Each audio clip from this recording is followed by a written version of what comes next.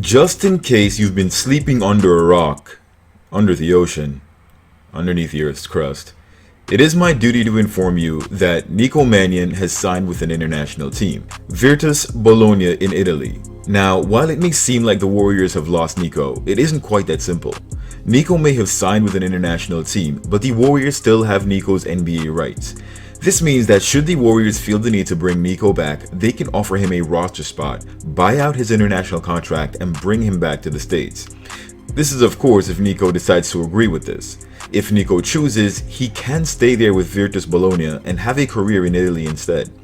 Now, in one of my previous videos, I covered the Warriors signing of Chris Chiozza, the smaller than your average facilitator, on a two-way contract.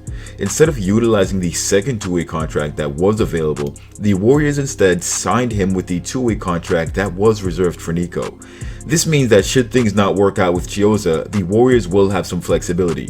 I know the Chiozza signing looks a lot like the Wanamaker experiment, but given the differences in the two contracts where Wanamaker was signed on a one-year deal, the Chiozza deal doesn't bind the Warriors to a player that could potentially single-handedly act as an anti-agent and completely dismantle and dismember the Warriors' second unit and effectively sabotage the performance of the entire team. For perspective, those of you who aren't aware, Wanamaker improved his field goal efficiency by almost 8% after leaving the Warriors to play for the Hornets. His assists improved, his rebounding improved, he got more steals, his three-point shooting actually got worse. Somehow. But he was clearly working harder when he got to Charlotte. That being said, this time around, I think that the talent on the team, with Poole being the default ball handler on the second unit, Chiozza will likely see minutes with Gary Payton II if the Warriors guarantee his contract at training camp. So let's talk about how the back end of the team breaks down now that Nico is playing for an international team, and how the guys on the Summer League are shaping up following the addition of a two-way spot and possible guaranteeing of Payton's contract. So the Warriors basically said to Nico, "Here's the deal, Nico. We're trying to win a championship, so we'll give you 50 grand this year to be on a two-way contract where you will play with the Santa Cruz Warriors, and considering the talent that we have on the team, you'll be lucky if you get to play 5 minutes per game of a total maximum of 50 games. Nico says, "Well, I need to play and I need to get paid. Such a limited role on a team doesn't allow me to develop, so I'm going to see what my options are." Virtus Bologna comes into the picture, offers Nico a contract, likely being a full-time starter with the ability to lead the team and showcase his abilities. Nico is betting on himself, and if he performs well enough, will be able to show other teams what he can bring to the table. This will only help Nico. If he doesn't perform well, he'll slowly sink into obscurity. If he does well, it raises his stock and his profile and enables him to come back stateside with the Warriors as a team that has the first rights to him. That means they can match any offer made to him by any other NBA team. Nico's status as a restricted free agent is essentially frozen until he turns 23, where he can only come back as a free agent, and that rule no longer applies. Now we flip this around, and that offer the Warriors made to Nico, they then make that offer to Chiozza. So this playing opportunity that I just described is the capacity in which we'll see Chris Chiozza likely play for the Warriors. He'll get minutes in the G League and play maybe 5 minutes a game up to the 50-game maximum. Now some of you are probably wondering why the Warriors gave this spot to Chiozza as opposed to giving it to a player like Jacory McLaughlin, Kyle Guy, or a Jeremy Lin, or maybe even Marquise Chris. The problem with McLaughlin is that he'd be an inexperienced rookie. Lin is not available as he did not make himself available as a free agent this year, and Chris is not eligible as he's got 4 years in the NBA and cannot be on a two-way contract. Lin would not be eligible for that same reason as well. Gary Payton, as well as not being eligible for two-way contracts, is on a one-year contract, and the Warriors are looking at options to either guarantee Payton with the team through the end of 2022 or end his tenure with the Warriors.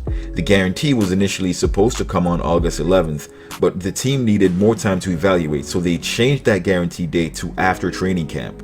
With what we've seen of Gary Payton, especially in the last game, he's definitely capable of providing some meaningful minutes off the bench alongside Poole and Moody.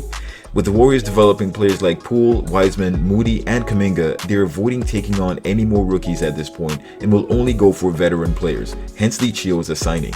So just to clarify, this leaves one two-way spot available, plus 3 currently non-guaranteed contracts through the remainder of the year. These contracts are Damian Lee, Michael Mulder, and Gary Payton. The problem is, the Warriors can only carry 2 of these contracts into the season as they have no room on the roster. We already discussed the plans for Gary Payton's contract, however, the team hasn't really said much about either Mulder or Lee. My guess is that the team plans on holding on to these players at least until midway through the season. Since Clay won't be back at the start of the season, someone will have to take his spot till then. This means Mulder and Lee are still in play for at least a few more months, and likely no decision will be made until Clay returns and we see how these two have played up to that point.